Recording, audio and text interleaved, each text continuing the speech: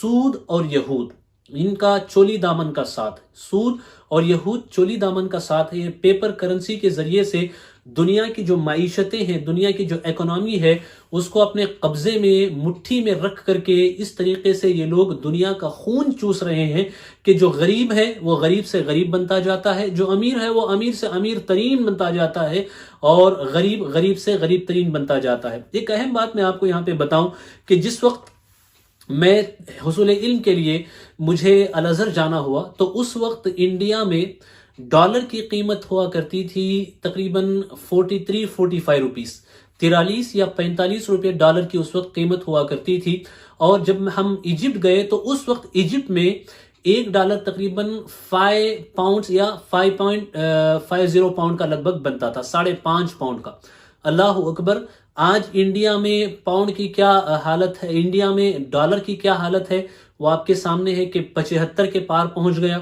اور وہاں ایجپٹ میں جو 5 یا 5.5 کا ہوتا تھا وہ 15 یا 16 تک پہنچ گیا۔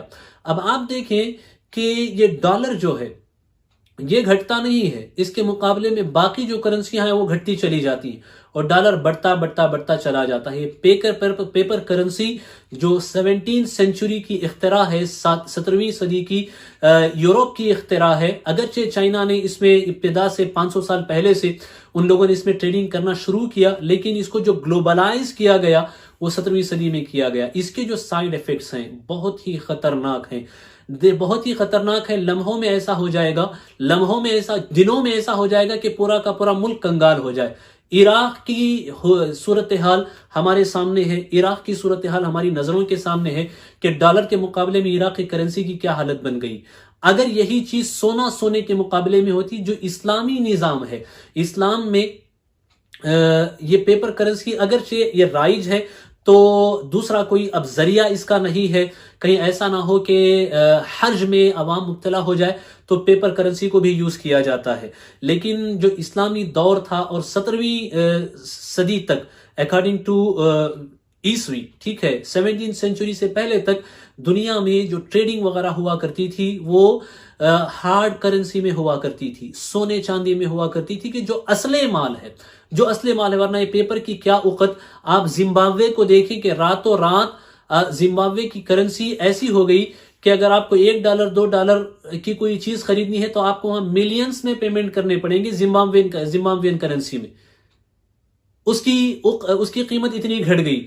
میرے علم میں جہاں تک باتیں ہیں کہ ترکی کا جو لیرہ ہوا کرتا تھا سٹارٹنگ میں وہ $1.5 کے برابر ہوا کرتا تھا، لیکن اس کا اقتصاد مضبوط ہونے کے باوجود ڈالر کے مقابلے میں وہ اس قدر